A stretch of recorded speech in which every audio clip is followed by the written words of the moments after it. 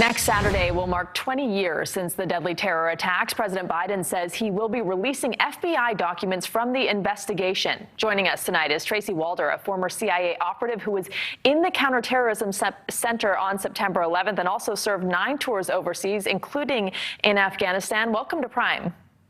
Thank you so much for having me. So first, I want to talk about these 9/11 FBI documents that President Biden says he'll release. This is 20 years after the attacks. The families have been waiting for 2 decades for this. What took so long, and what do you think will be in them? Do you think they'll be of any substance? So I think that's sort of a question with kind of 2 answers to it. I think the first part is that typically what happens is there are classification periods for documents, and really it's about 20 years, which makes sense that this, on the 20th anniversary of the September 11th attacks, these documents would be declassified. So that's sort of the first part to the question. The second part is really, I'm not certain that what is in here will be all that earth-shattering. I don't know that the families are going to get the answers that they want, which really is the main answer that they want is whether or not the Saudi royal family was involved in this. And I just don't know that these documents are going to provide them with that. I know you don't have a crystal ball, but what do you think might be in these documents? What do you think we might expect to learn from them? I think what we may expect to learn is sort of more of the breakdown in communication that maybe led up to 9/11 and sort of what happened on September 11th. I think there may be some information regarding perhaps future attacks immediately after September 11th that were thwarted.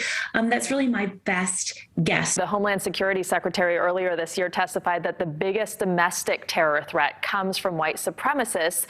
Then, of course, there's Al-Qaeda, there's ISIS, there's ISIS-K, there's the Taliban. Who, in your view, poses the biggest threat to the U.S. right now?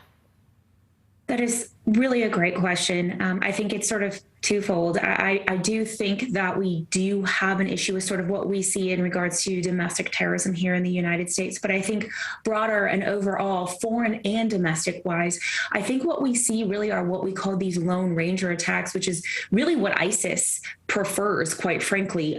Those are really difficult to track.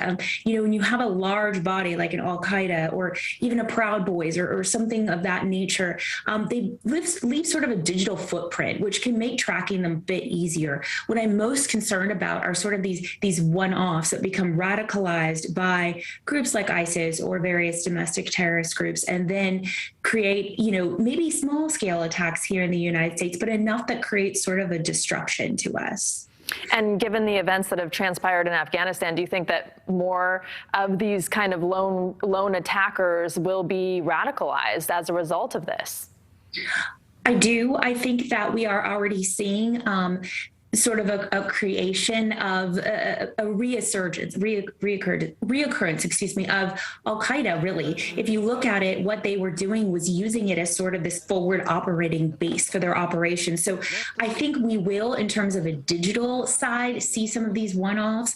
But I think in terms of larger attacks, more complicated attacks like September 11th, that require sort of a home base, I think we might see an increase in those, given sort of where Afghanistan is right now.